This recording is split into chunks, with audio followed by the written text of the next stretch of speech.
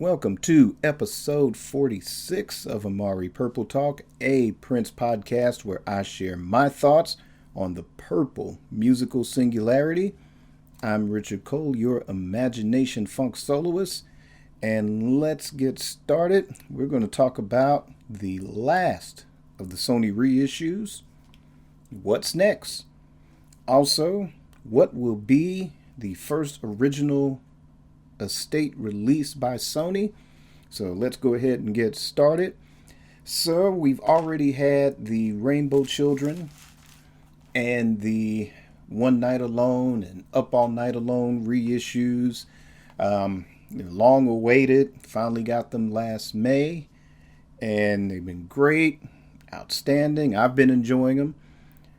And we've also been blessed with the news of the Sign of the Times Super Deluxe Edition that will be coming out September 25th. Although that is a Warner Brothers release and not a Sony release. I wanted to really kind of spend some time talking about what was missing from the Sign of the Times, but we'll save that for another episode. So right now I want to focus on the fact that there are just a few releases left that can be released by Sony as reissues. I'm quite certain that they're anxious for 2021 and to, really start dropping some, who knows, maybe we'll get an Around the World in a Day box set, Diamonds and Pearls box set, something. So for the newbies and for those that aren't really entrenched in Prince history and how and why these things are coming out the way that they are since Prince's passing. Basically, since the early 90s, Prince was dissatisfied with his contract with Warner Brothers Records and sought to get out of that contract. So instead of going the lawsuit route, which could have really stopped him from making any kind of music or new music, or kept him just tied to releasing stuff via Warner Brothers, he tried to finesse his way out, changed his name to an unpronounceable symbol, wrote the word slave across his cheek with a makeup pencil, protesting the unfair conditions and even the systemic racism of the music industry. So he did get out of his contract with Warner Brothers in 1995. However, although it did allow him the freedom to record whatever he wanted, whenever he wanted, and release things via his own independent label, he also pioneered, how we do streaming now. He pioneered those things through the internet. Him and David Bowie were the first to embrace the internet back in the 90s. But however, he did not have control of his master recordings, and that sort of later became his major battle with the record industry. His publishing, his actual music publishing, that was tied up until the end of 1999. So the beginning of 2000, he did regain control of that, but he spent the next 14 years trying to regain control of the actual master recordings, which he did get in 2014 and really didn't get to enjoy the fruits of that victory. And since his passing in 2016, with his brothers and sisters now controlling the Prince estate, lots of legal hang-ups with that, but they are recognized as the sole heirs of Prince's estate. They've placed quite a number of institutions to administer, a couple of key individuals to help administer and run things and decide on things. But again, that's another topic for another day. But as it stands now, as of July 6th of 2020, what the estate has control of all of Prince's masters. So basically, when Prince got control in 2014, that gave him complete control over his Warner Brothers output. So anything between 1978 up until about 1994 that belongs to Warner Brothers or belonged to Warner Brothers, he regained control of those master recordings. And a lot of those entail the classic albums such as, of course, Purple Rain, Parade, Sign of the Times, 1999, so on and so forth, Diamonds and Pearls. However, so all of what he had been recording since 1995, from day one, he kept control of those master recordings. So by 2014, he had control of every single master recording of his career to that point. So since his passing, the estate, and of course, to generate income or to ensure income for generations to come, originally made I know they did make a publishing deal with Universal, which that still stands. As far as the licensing of the master recordings, in which you could do box sets and super deluxe editions, reissue albums and remaster them. You can also do compilations from unreleased stuff from the vault, so on and so forth. So the estate originally was going to go into a deal with Universal that would have gone with a licensing agreement that would have entailed everything, classic material, stuff after 1995, the whole thing. However, Warner Brothers said, wait a minute, hold on. We made a deal with Prince during his lifetime. It was a licensing agreement, the details of which have never been disclosed. But there was an article in Billboard, of course, announcing Prince regaining the master recordings from the Warner Brothers era, that did, with kind of like in a sentence or two, stated that they would have entered into a new licensing agreement, not only just to, say, reissue albums. The first phase of that were the reissue of the classic albums on vinyl. But there was a brief mention of future projects, of course, the first of which they did discuss, or that was announced, was a deluxe edition of Purple Rain, which didn't come out until 2017. And I'm sure there was lots of negotiation, probably between Prince and Warner Brothers, on what to include. Basically, what we did get, I'm assuming Prince would not have signed off on it, and that was probably some of the,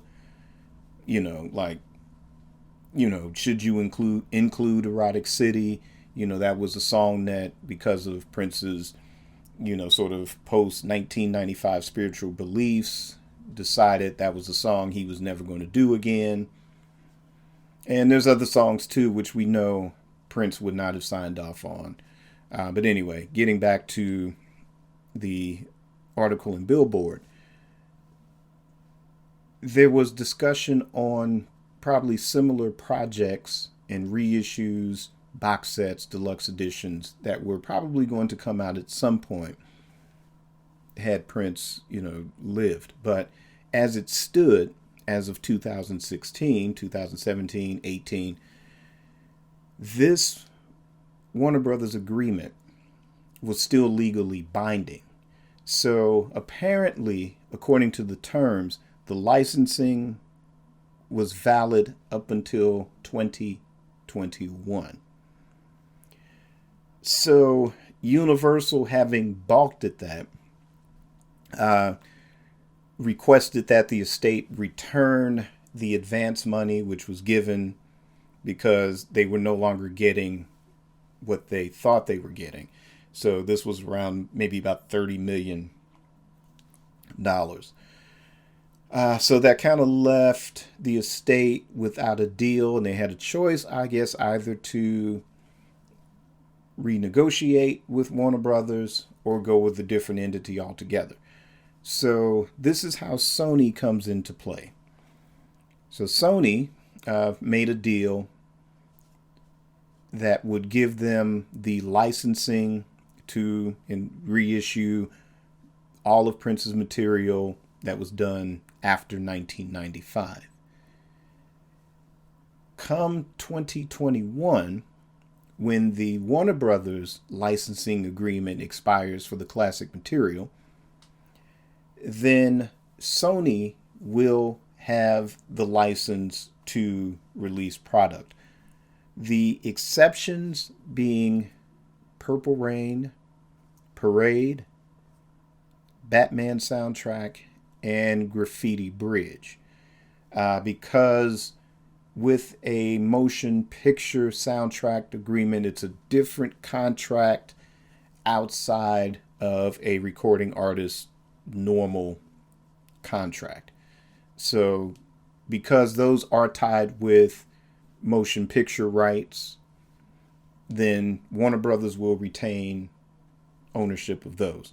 So I'm guessing that Warner Brothers will probably again swing for the fences next year, just like they did this year, because it's like, okay, we're going to dump this Sign of the Times box set out, and we're going to make all this money because this is our last shot of making Prince money, because we're going to have to kind of spread out 4 albums across, or especially when it comes to Purple Rain, they're still going to maybe have to do a joint venture, maybe to do a comprehensive box set, as the estate will still have control over the material from the vault, the unreleased material.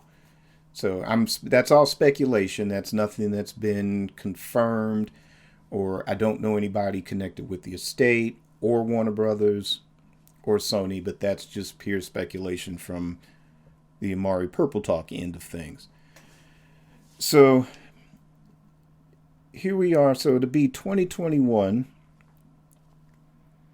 And right now, like I said, we've had a very big reissue from Sony with the Rainbow Children and the whole One Night Alone, which really you get the Rainbow Children, you've got the One Night Alone set. Now, if you purchase the Up All Night with Prince set, you also got the One Night Alone studio album, which is mostly just Prince and piano, a few other instruments and things here and there, which is really, really good to listen to on CD. And I'm anxious to get the vinyl to that and hear how that sounds.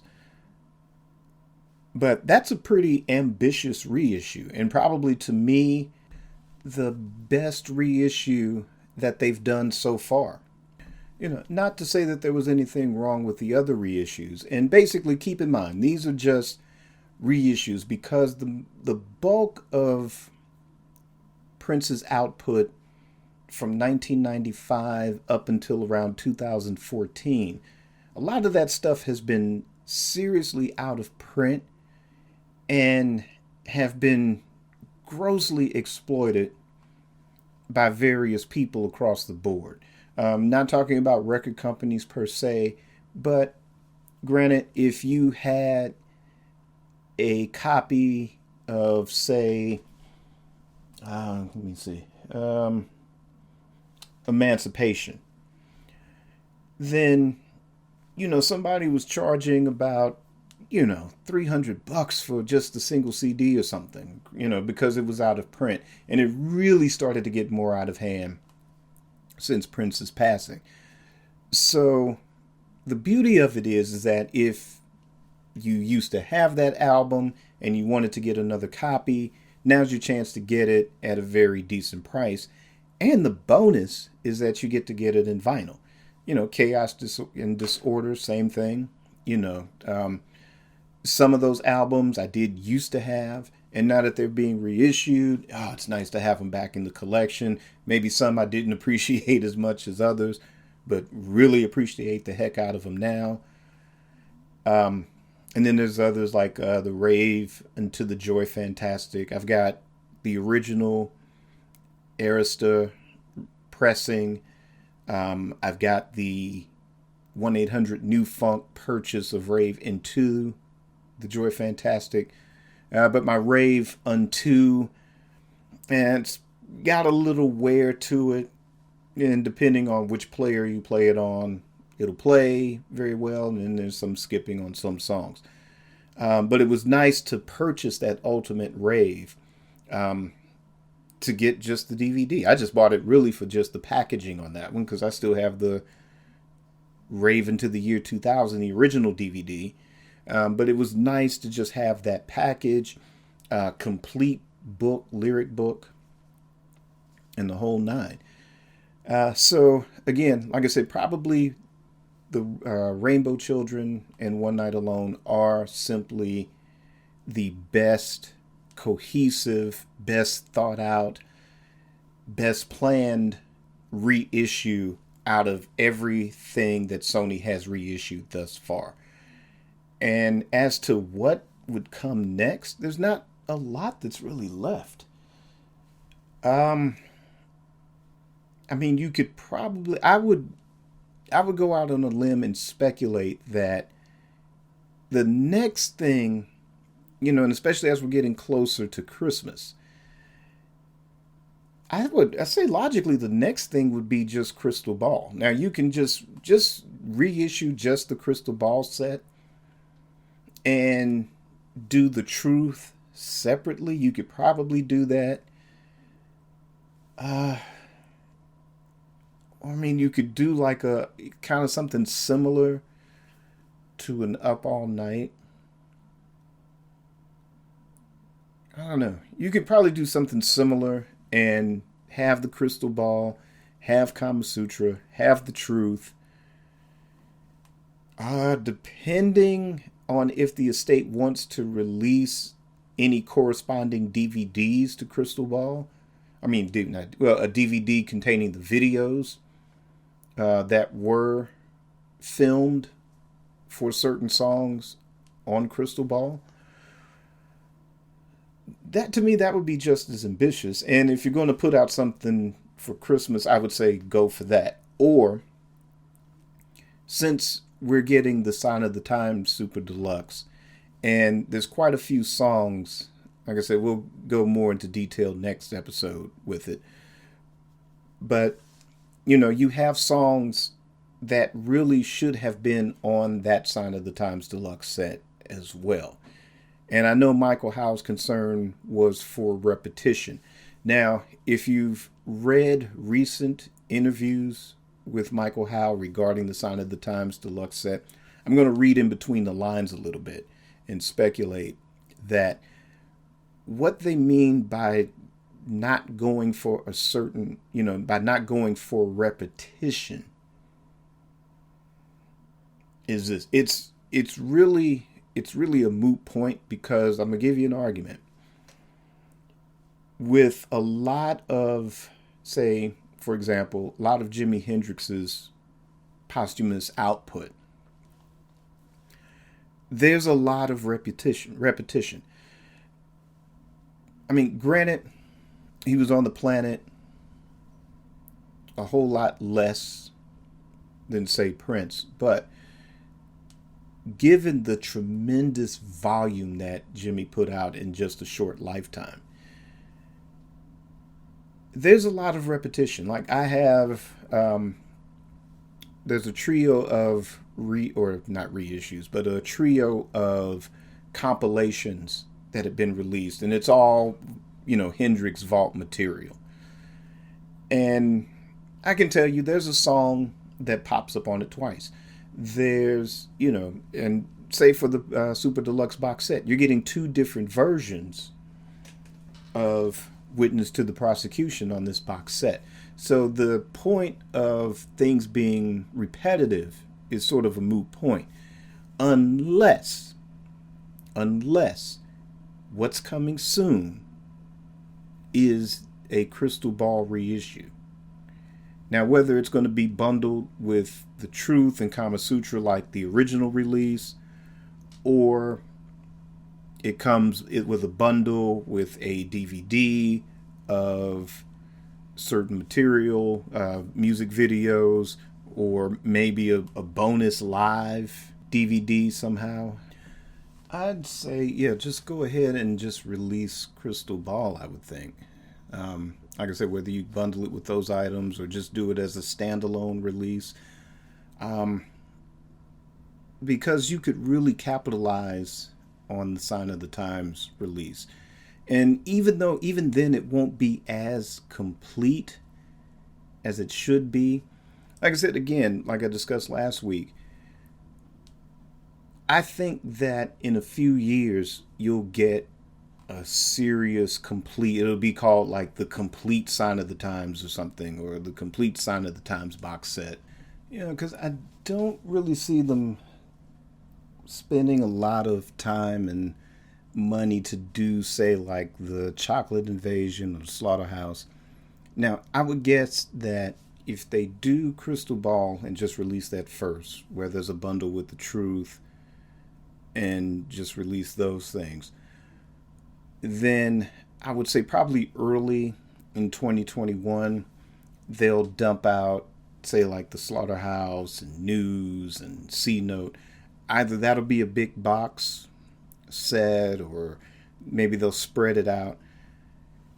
Because, I mean, like I said, it'll be 2021, and I don't expect really Sony to come out with anything serious that first half of the year. I think they'll probably have something big. I'll speculate maybe for June 7th.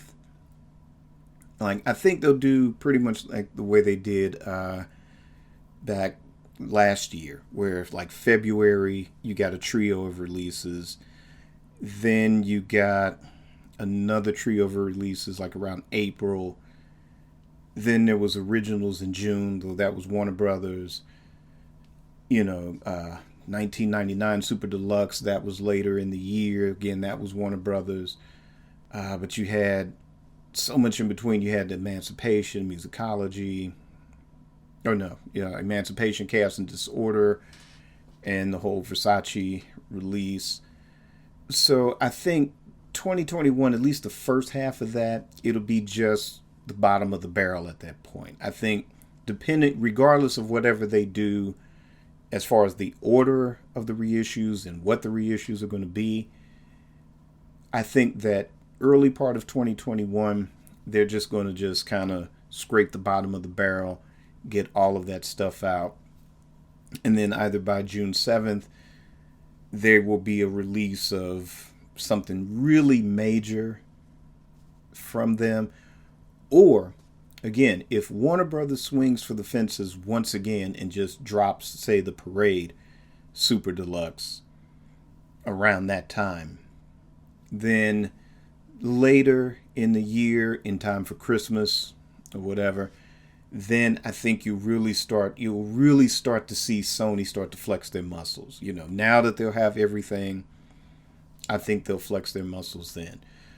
But yeah, like I said, as far as the reissues, I'm gonna predict that the next one will be Crystal Ball. Now, again, it'll either be just a standalone, and it'll be with a booklet. And if anybody in the estate is listening or Sony's listening, please include a lyric book. Like I said, they still have the template from the Crystal Ball website where you used to be able to go on to that. I think you still can, and you can see the lyrics, and so they can take those pages. Whoever designed that, take those pages and reissue that, along with the original booklet. A lot of the liner notes in the original booklet, so that plus the lyric book, we'll take that. You'll have my purple ducats for that one for sure. So that is my prediction. Crystal Ball will be next, and whatever happens in 2021, the early part. It'll be scraping the bottom of the barrel. You'll get official releases of the Slaughterhouse and, Chocolate Invasion, Seed Note, News. I don't know. You can probably save News for later. It doesn't even have to just come out with the reissues, really. But, just have that just be a standalone at any point. But I predict that's what we'll get 2021 as far as the reissues go. But what's most important is, what do you guys think about that? What do you think will be the next Sony reissue? Is it Crystal Ball? Do you want Crystal Ball to be the next one? Or what is your favorite that you would like to see reissued next? Leave me a comment and let me know your thoughts. And while we're going to stay on the topic of Sony, now we're going to guess what will be the first original estate release. So we've covered all the reissues that we can think of at this point. So let's fast forward. It's 2021. It could be early. It could be June 7th. Whatever. Sony's got all the reissues out. Now they've got all the classic material out. And granted, I'll say this. If Warner Brothers doesn't drop a Parade Super Deluxe in 2021, I'll go out on a limb and say that as far as a Super Deluxe goes, the first one from Sony, it could be, I would say, maybe in Around the World in a Day. I would guess that. Other than that, it could be like maybe you could do probably, I don't know, Love Sexy would probably be next. You could do maybe Dirty Mind or Controversy. One of those. So if Warner Brothers doesn't swing for the fences in 2021 and just drop a Parade box set, Sony will probably come out with something along the lines of what I just mentioned. Around the World in a Day, Love Sexy, Dirty Mind, Controversy. It would be one of those for sure. But what I'm talking about will be the first original standalone release. Now, to get into the proper mood for this episode, I pulled out my Jimi Hendrix First Rays of the New Rising Sun. The reason I did too, because I kept seeing on Twitter, things like the Hendrix Twitter page, or somebody, I can't remember who, but, this summer was the anniversary of basically Jimi Hendrix's final recordings. Like, his studio, Electric Lady, had just been built. They got all the bugs worked out of it. It's a fully functioning, state-of-the-art recording studio. And, for those that aren't really familiar with the history after Jimmy died, this studio became legendary. This is the studio where Stevie Wonder went to do, Talking Book and Innovisions, even tracks that are either still in Stevie's vault and tracks that, one or two tracks ended up on, say, Fulfilling His First Finale or Songs in the Key of Life, or just future recordings, period. So, but as far as Talking Book and Innovisions, Music of My Mind, I think, was recorded there. But,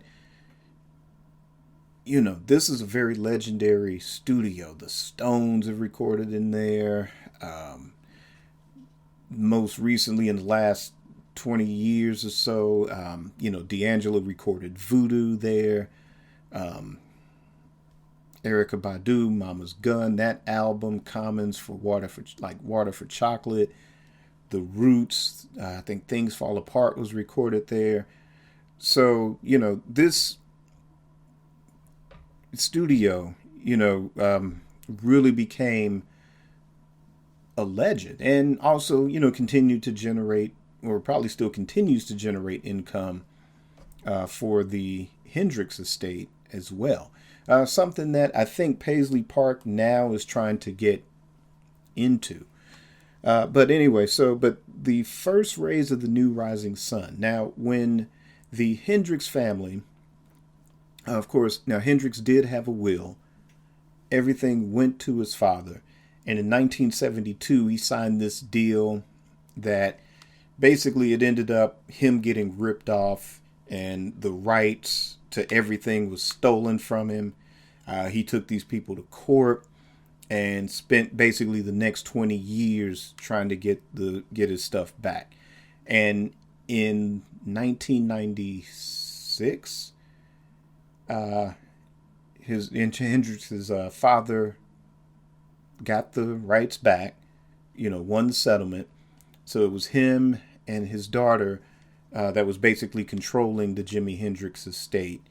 And then since the father's passing, Al Hendrix's passing, Jimi Hendrix's sister, Janie, has been running the estate. And if you've heard a lot of episodes of Amari Purple Talk, even as far back as the NPG Music Club days, you have heard me say ad nauseum, when it came to Prince's vault, this is the playbook that you need to run. Now, granted, as far as what we've been getting from Prince has been cool and neat, and it's coming out at a steady pace. I don't have any overwhelming complaints other than that the actual family members need to start getting paid. So that's my take on that. But as far as originally, this was the playbook they needed to run for sure. Or call her and, pay her a consulting fee to say, this is what we're doing and you guys should do that too and you'll make money. But one of the first things that happened once the Hendrix family got the control of Jimmy's estate back was they first entered a deal with Universal. And what they did, they reissued, the 3 albums that Hendrix did in his lifetime, which was, of course, Are You Experienced, Axis Bold as Love, and Electric Ladyland. Also, too, Band of Gypsies, that was sort of a contract obligation album. That was also reissued. But the very first thing that was released after that was the first rays of the new rising sun. And this was mainly a compilation of tracks that Jimmy was working on prior to his death. So once all the kinks had been worked out of Electric Ladyland, starting with that summer, he went to work. He started recording, and a lot of these songs were going to be sort of the nucleus for his next album. And this was a tentative title. So, who knows if he lived, if this was the title that would have stuck, or if he would have changed it. We have no way of knowing. But since First Rays of the New Rising Sun was basically the last,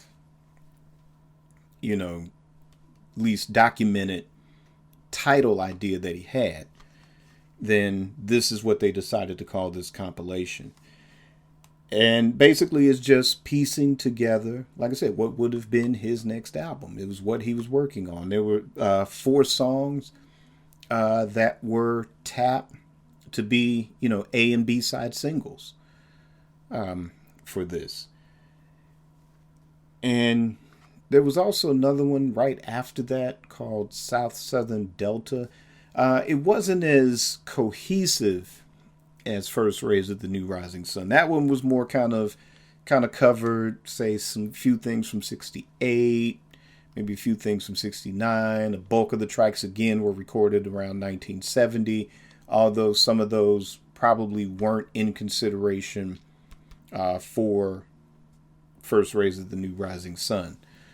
But however, these, because basically in the 70s, when Al Hendrix was ripped off of all this stuff. People were putting out compilations of vault material, and they were doing things like, having, some overdubs put in, that had nothing to do with Jimmy's original notes or things that he said during his lifetime, during recording sessions of what he wanted to do, or say if he got a track only so far, then he had to go on tour and he was going to finish it later, but just never got the chance to.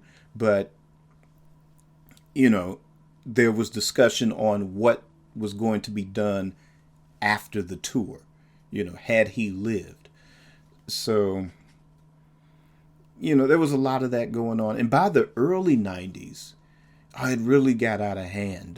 There's a compilation called Voodoo Soup, and I think that was really the last straw. I mean, for fans, collectors, the music industry, probably the Hendrix estate themselves, this was the last straw, and I was working a second job at a Blockbuster Music when that came out, and I was like, oh, this looks cool. And of course, we'd have to play stuff, so customers could hear it back then. And I heard that and I'm like, this sucks. This was so beneath, a lot of the Jimi Hendrix stuff that I had, because I still had the original, the original albums on the CD. So, the quality was just so beneath what I was used to hearing, just from those first 3 albums from Band of Gypsies. It was just sad. But where I'm going with this as far as Jimmy is that I'm looking forward to Sony putting out something similar with Prince. Now, in 2009, the Hendrix estate entered a licensing agreement with Sony, and they've been releasing Jimi Hendrix material. They've re-released the albums again, which is something we'll probably get from Sony with Prince's classic material. We're going to get those albums re-released again. Probably just in, just the single standalone albums. We'll get those again at some point too. And that's another possibility. That might be what we'll get. You probably start getting, For You, maybe, Prince, the 1979 self-titled album. Maybe they'll drop those 2 first and over a period of time. Just release the rest of the Warner Brothers catalog. But again, who knows? But as far as vault material, unreleased material, something along those lines is the first thing I want to see come out. Now, it can either be something similar to where, okay, what tracks was Prince working on after the completion of Hit and Run Phase 2? Like, once that hit your CD player, folks, or once it hit your streaming service, what studio songs was he working on? And then to narrow that down, what album was he thinking about? Some say it was, Black is the New Black. Some say, of course, there was Piano and Microphone, but that's a live album, though. There was talk of releasing that.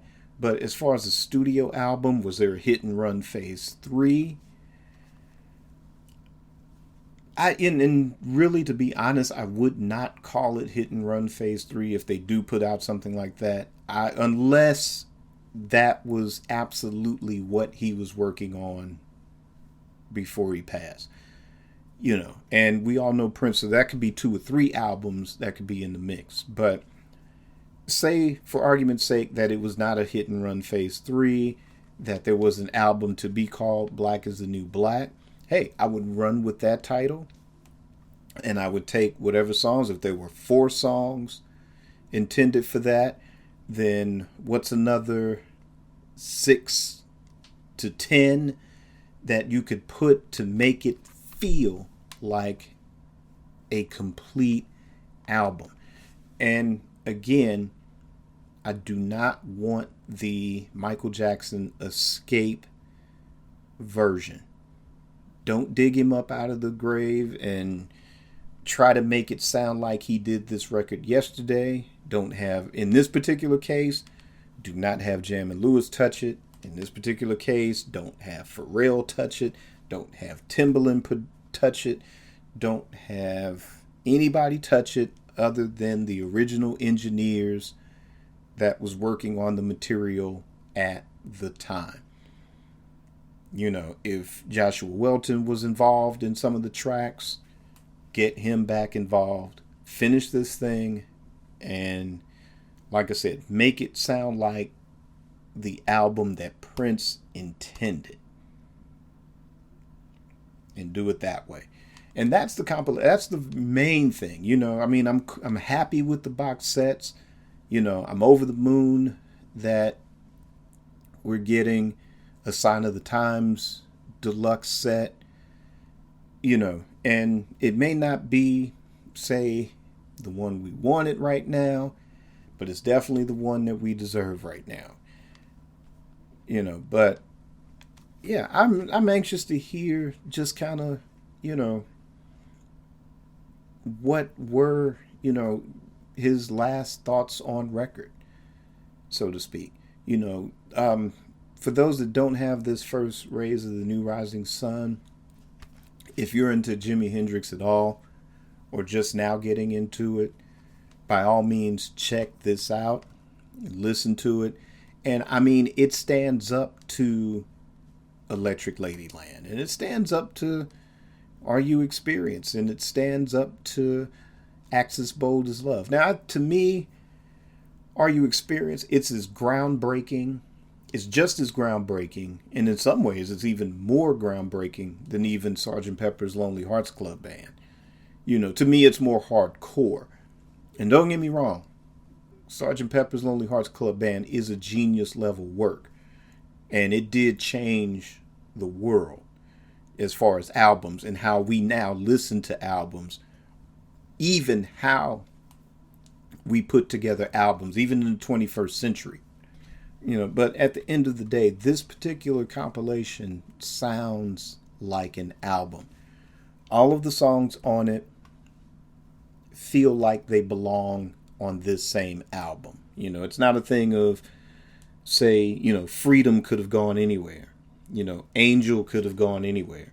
You couldn't have put these on any one of his last 3 albums. You know, Jimmy, like Prince too, was looking for a new direction to go into. So, again, with, you know, Sony having a license agreement with the Hendrix estate, you know, they have a license agreement with the Prince estate. If you're going to do a Prince compilation and you're going to pull material from the vault, this would be the way to go. And, you know, there's Prince fans that are fans of different eras. You know, I grew up in the, you know, late 70s, 80s. So, of course, you know, the classic material is going to resonate with me more. But at the same time, I love that sort of, you know, Prince breaking away from Warner Brothers and that little stripped down lineup of the MPG, Sonny T, Michael Bland, Tommy Barbarella, Morris Hayes, Mate, just them and Prince against the world. That band. To me, that band could have gone toe-to-toe with the time. That lineup. I love the musicology era version of the New Power Generation.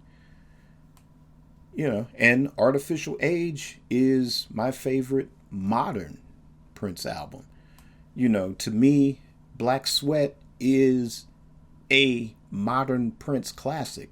You know, Black Sweat stands up to anything in the classic material.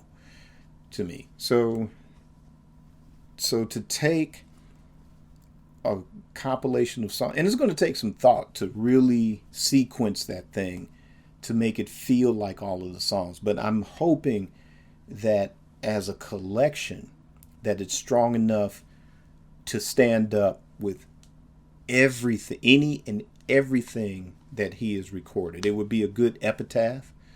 It would be the perfect epitaph. And two, like I said, there's people that are fans of the later material, and they get the hits. They do get it. But they're fans of a particular era, and there's a lot of them. A lot of them host podcasts that pronounce that the later material, and they will fight tooth and nail to defend that later material as well. And definitely, and it also shows this was an artist, an evolution artist.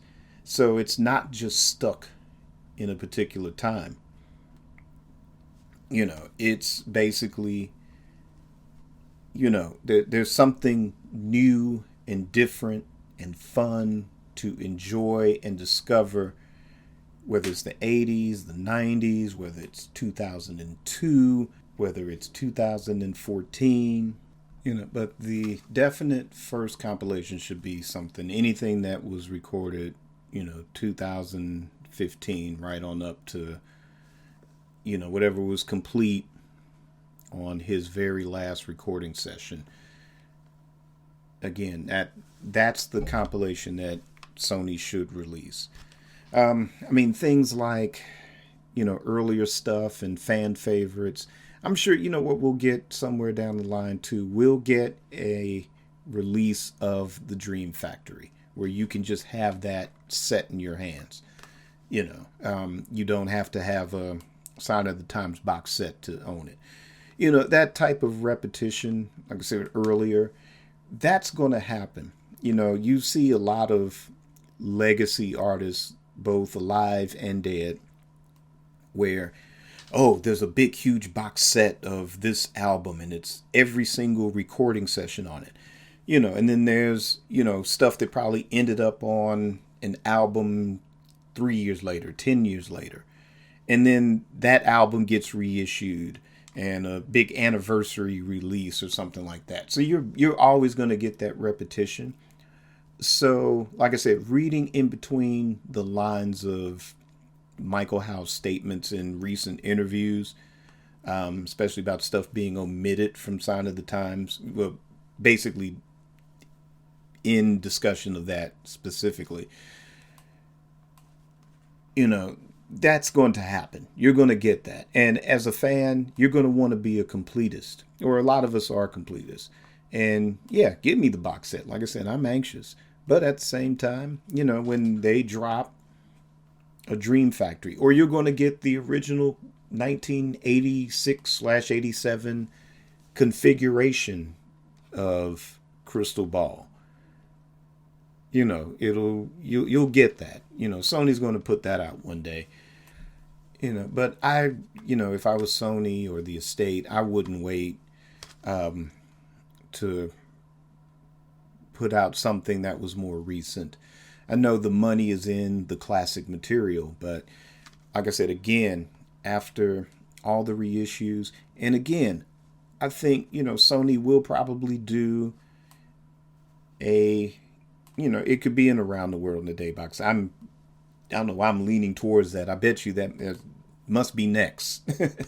I'm predicting that one. I think the first Super Deluxe will be that. But in addition to that, or again, if Warner Brothers in 2021 drops that Parade, then I would go the other way as Sony and really drop an original compilation of vault material, more recent. And again, you'll have my purple ducats. But again, what's most important is, what do you think? What would Sony's first original standalone release be? What era would you have in mind? Is it a thing of all vault material, unreleased stuff we've never heard before. Prince's last album. Do you think it should be a live album? Leave me a comment and let me know your thoughts. So that is going to conclude this episode of Amari Purple Talk. Thanks once again for tuning in. Also remember to always download this show, each and every episode, on your favorite podcast platform. Also, if you're listening on YouTube, please continue to like and subscribe, hit the notification bell, and be sure to follow me on Twitter at RichardCole_now and on Instagram at RichardCole_Amari. Also visit Amari Communications at amaricommunications.com. You can experience all of my projects, both past and present. You can also purchase Amari merchandise, which does include Amari Purple Talk t-shirts as well as Amari Purple Talk mugs. So until next week, be safe, wear your masks, stay healthy, stay distant, and let's unify and keep this thing together. And of course, like books and albums, Black Lives, putting an end to a pandemic and racism matters. So until next week, keep it purple and on the one.